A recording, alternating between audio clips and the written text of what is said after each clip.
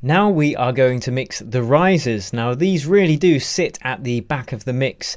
If we look at the mixing space, we can see that they're going to be right behind everything else, and risers are what give the crescendos of our music the anticipation before the drop hits. And this is really important to have in mind because this can inform us how we treat them in the mix. So let's listen to what we have so far with the risers just before the main drop.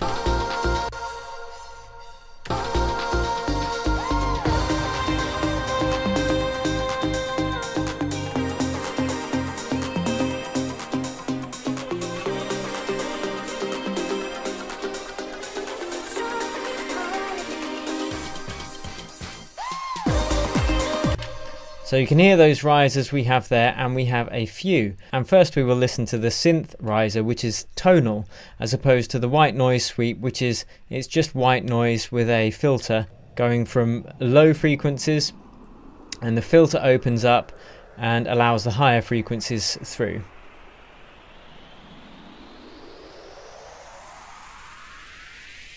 So you can hear there's no actual pitch to that, whereas the synth riser actually rises in pitch.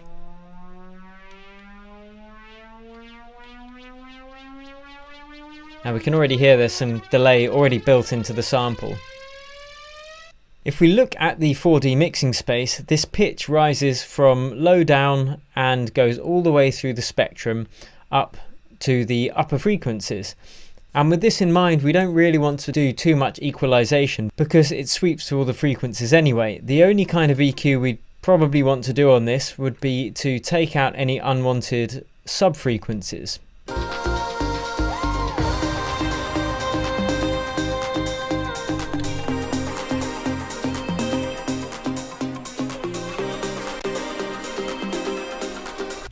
So there we can see there is some information going on. We can probably roll off some of those low frequencies because they don't actually help.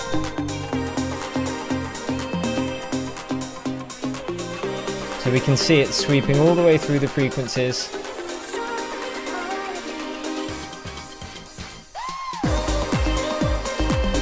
I wouldn't usually add saturation to a synth riser unless I'd created it myself from a soft synth from scratch, and then I might apply some saturation in the sound design stage. You might want to add some sidechain compression to it, but generally I wouldn't.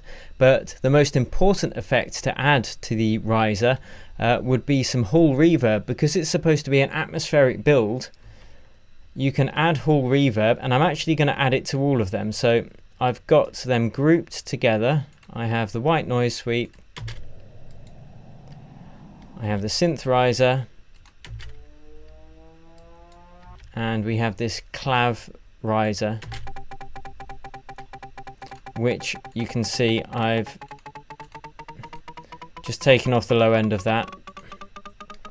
And I've also added sidechain compression to that because it plays when all the elements are playing as well. So it gives it that pumping movement.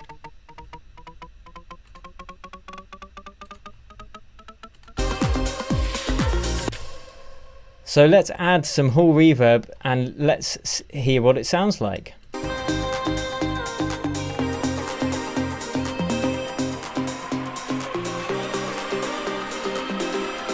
Off and on.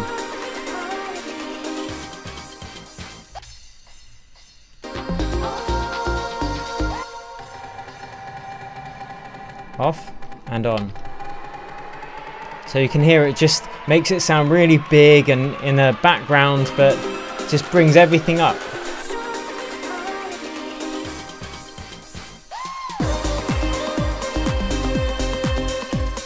We might also take a bit of high end out so that the contrast of the build to the drop is greater. So when the big hit happens on the drop, like with a cymbal or a white noise down sweep, those high frequencies really stick out in contrast to some that we may have rolled off in the riser. So for example,